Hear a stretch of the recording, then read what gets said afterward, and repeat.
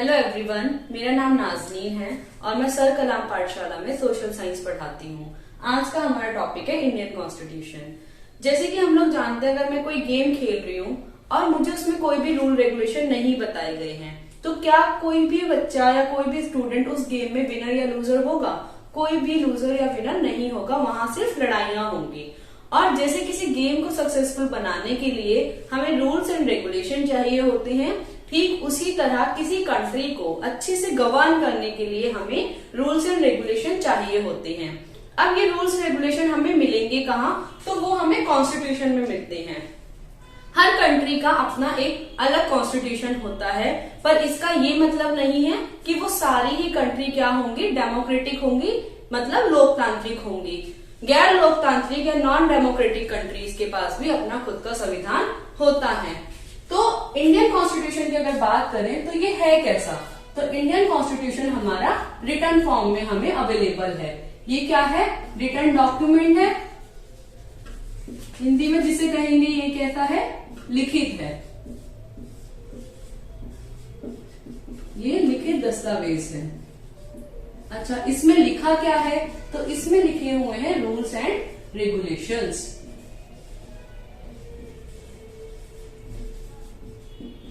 इसके अंदर लिखा हुआ है नियम व कानून।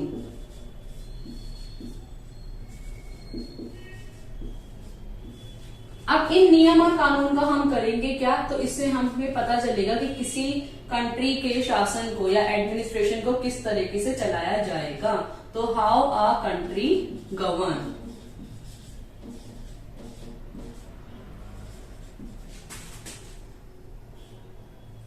किसी देश को सही ढंग से चलाने के लिए हम इन रूल रेगुलेशन का प्रयोग करेंगे और हम इसको लोकतांत्रिक कंट्री बनाएंगे।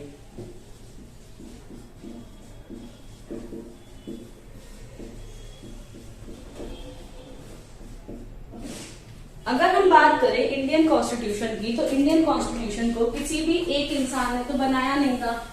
इसके लिए एक पूरी असेंबली ने इसको मिलकर बनाया था, जिसको हम कहते हैं कॉन्स्टिट्यूएंट असेंबली, और हिंदी में हम इसको कहेंगे संविधान सभा। तो जो ये कॉन्स्टिट्यूएंट असेंबली है,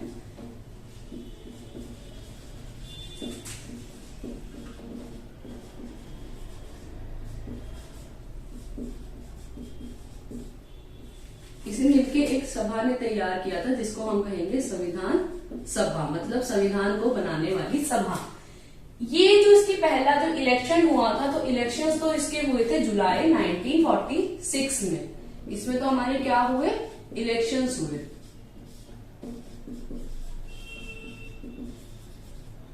पर इसकी जो पहली मीटिंग हुई वो हुई 9 दिसंबर 1946 में,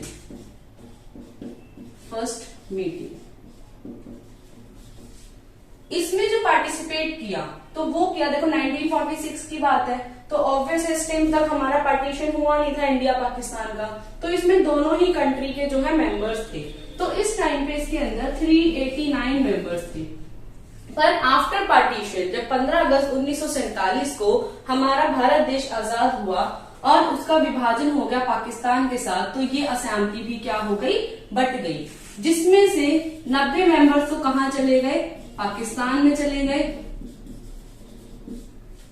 और 289 मेंबर्स जो हैं वो कहाँ आ गए? इंडिया में।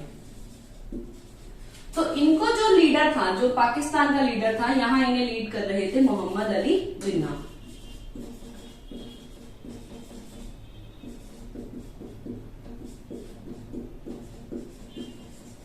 और इंडिया को जो रिप्रेजेंट कर रहे थे वो थे हमारे डॉक्टर राजेंद्र प्रसाद।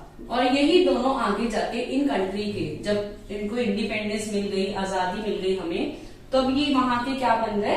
प्रेसिडेंट बन गए, राष्ट्रपति बन गए। इतना क्लियर है? तो इंडिया के कॉन्स्टिट्यूशन की ये समझ आया इतना कि मीटिंग कब हुई।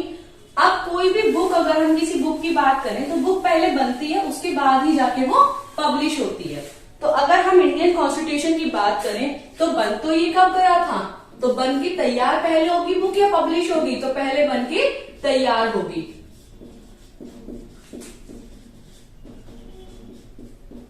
26 नवंबर 1949, 26 नवंबर 1949 को हमारा जो इंडियन कॉन्स्टिट्यूशन है, संविधान जो है, वो बनके तैयार हो गया था।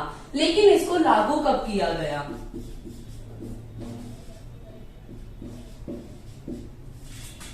इसको हम बोलेंगे इम्प्लीमेंट और इसको हम बोलेंगे इनैक्ट या फिर अडॉप्ट।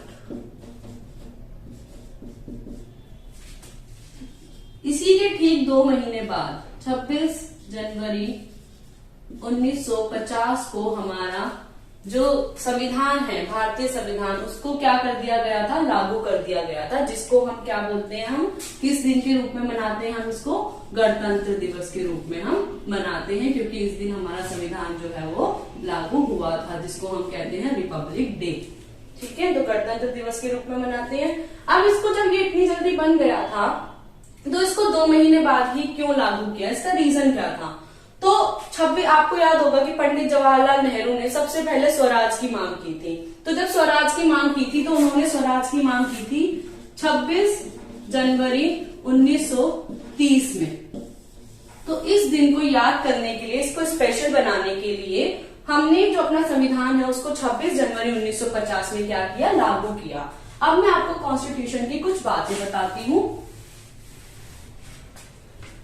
जैसे इसको बनने में टाइम कितना लगा? तो 2 साल 11 महीने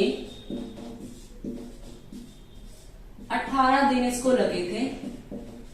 इंडियन कॉन्स्टिट्यूशन को बनने में पैसा कितना खर्च हुआ था? तो जो इसकी कॉस्ट आई थी वो आई थी 64 लाख, 64 लाख रुपए। ठीक है, और 114 दिन तक यहाँ पे क्या हुई थी? इनकी मीटिंग्स हुई थी।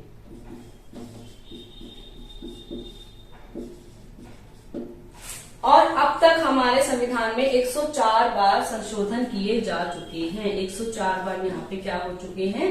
अमेंडमेंट्स या फिर संशोधन। अमेंडमेंट्स या संशोधन क्या होते हैं?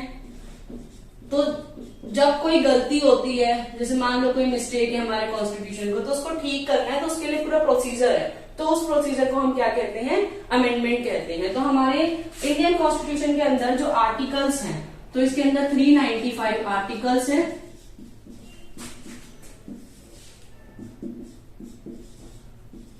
395 अनुच्छेद हैं इसमें, 22 इसके भाग हैं,